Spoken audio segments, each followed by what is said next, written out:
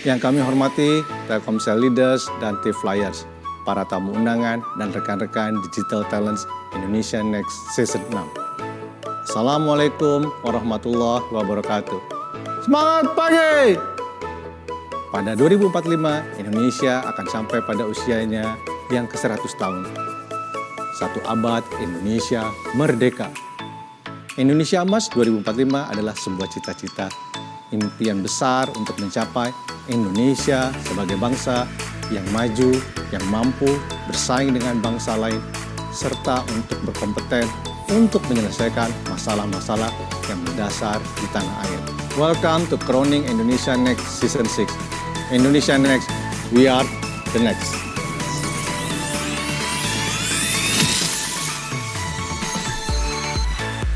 Assalamualaikum warahmatullahi wabarakatuh. Salam sejahtera Dan semangat pagi.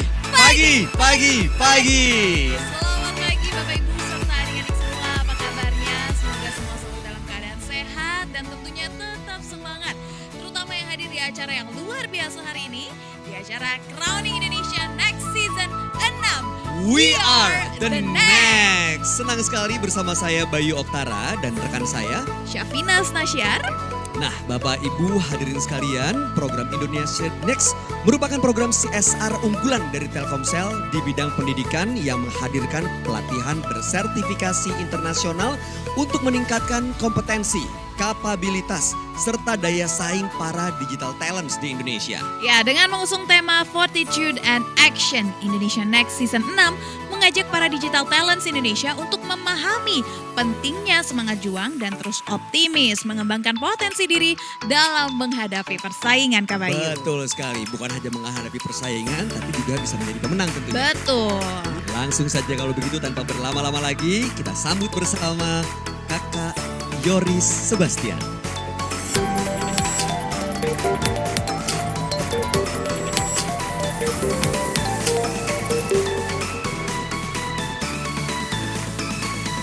Halo, selamat pagi Kak Yoris.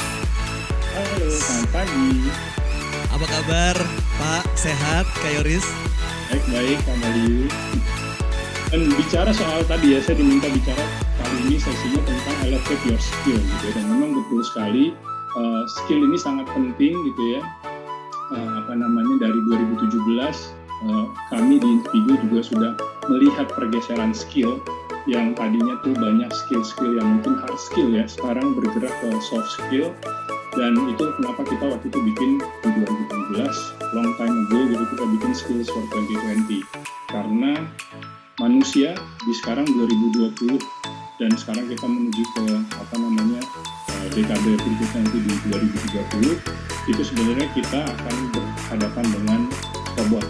Saya pengen tahu bagaimana komentar kalian dengan hilangnya begitu banyak pekerjaan karena automation. Tadi Kak Bayu dan Kak Sakina sudah bahas soal ada kemungkinan hilangnya pekerjaan pembaca berita gitu ya. Tapi yang pasti yang paling banyak nulis di sini dari adik-adik semua adalah update skill sama bingung. Nah, ini bagus ya, 50-50 ya. Ada yang 50% positifnya, artinya yang terbanyak ditulis itu update skill, dan juga ada yang bingung. Kalau bingung, menurut saya wajar, tapi jangan lama-lama. Apalagi kita berada di ekosistemnya Telkomsel, ada begitu banyak tadi disampaikan gitu ya, kesempatan, area, tempat untuk kita berjejaring gitu. Dan saya sudah melihat begitu banyak hasil dari ekosistem digital dari Telkomsel ini. Nah, ini tadi tipe-tipe pekerjaan yang akan hilang hingga 2030. Rata-rata tuh yang collect data, predictable physical, tadi kan hard news itu termasuk predictable yang sudah tertebak gitu ya, secara fisik sudah bisa tertebak, proses data. Nah, pekerjaan-pekerjaan ini yang harus dihindari karena memang dalam waktu ke depan pekerjaan ini akan tergantikan oleh advanced robot ataupun artificial intelligence. Jadi adik-adik sebenarnya kalau kita lihat, jangan sedih, jangan bingung gitu, karena sebenarnya automation sebenarnya meninggikan manusia. Manusia dibawa untuk mengerjakan pekerjaan-pekerjaan yang tidak bisa dikerjakan oleh robot ataupun artificial intelligence. ini salah satu contoh Pak Bayu, Pak Rafina juga, adik-adik semua ini anak saya di Singapura gitu ya, ketemu dengan robot namanya Geno gitu di Grand Hotel. Yang menarik, maklum bapaknya konsultan gitu ya, jadi yang menarik kalau kita lihat adalah tempat dari robot Geno ini cuman mampu untuk orderan 1-2 item. Nah, lagi-lagi ini menjadi contoh kan bahwa bagaimana ini meninggikan manusia. Kalau mesennya banyak, yang nganter manusia. Tapi misalnya Kak Bayu hanya pesen 1 Coca-Cola, ya udah robot Bisa diatur sama Geno ini. Tapi buat kita ini hiburan, anak saya ngorder mulu gitu ya, dan ini juga nambah revenue. Jadi mainan ya, jadi mainan. Gitu ya. Karena masih luxury, tapi in the future menurut saya robot Geno ini akan hadir di Indonesia juga gitu ya, menggantikan beberapa teman-teman room service gitu, tapi sebenarnya meninggikan manusia, karena room service tetap akan datang kalau kita pesen dinner gitu ya, jadi yang serve manusia. Bahkan ini ada top 15 yang dulu saya top 10 gitu, sekarang bahkan ada yang bilang top 15. Tapi bisa dilihat sama-sama ya Pak Bayu, Pak Rafina ya, lihat ada analytical thinking and innovation. Ya kita harus bisa analytical thinking itu menganalisa hal yang ada, dan dari analisa itu kita jadikan inovasi gitu ya. Active learning, complex problem solving, tadi ada yang di layar sebelumnya. Critical thinking and analysis ini masih sama. Creativity, originality and initiative ya, leadership led. Yang teknologinya malah cuma nomor 78 aja.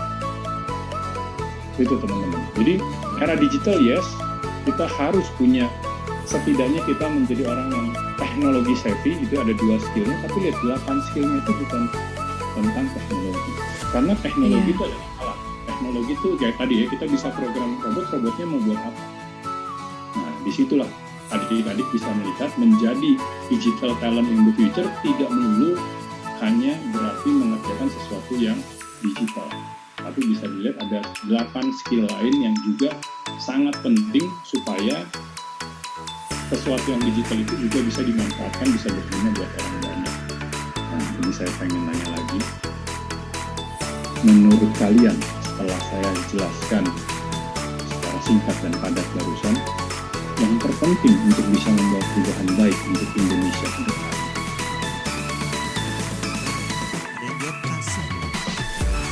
Ini kayaknya senja banget ya anaknya nih, penuh kasih cinta gitu kan. Ada yang jawab kejujuran, aku setuju banget sih sama kejujuran. Kolaborasi. Iya, kolaborasi benar. Buat saya jawabannya itu, dan sekaligus ini menutup presentasi saya supaya kita bisa tanya jawab, itu yang paling penting Pak Bayu dan Kak.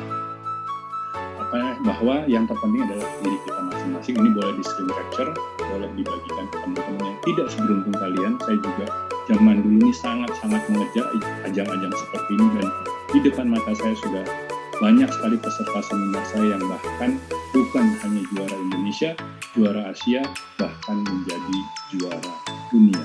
Jadi benar-benar buat saya bukan wish you good luck, tapi wish you all the best. Terima kasih.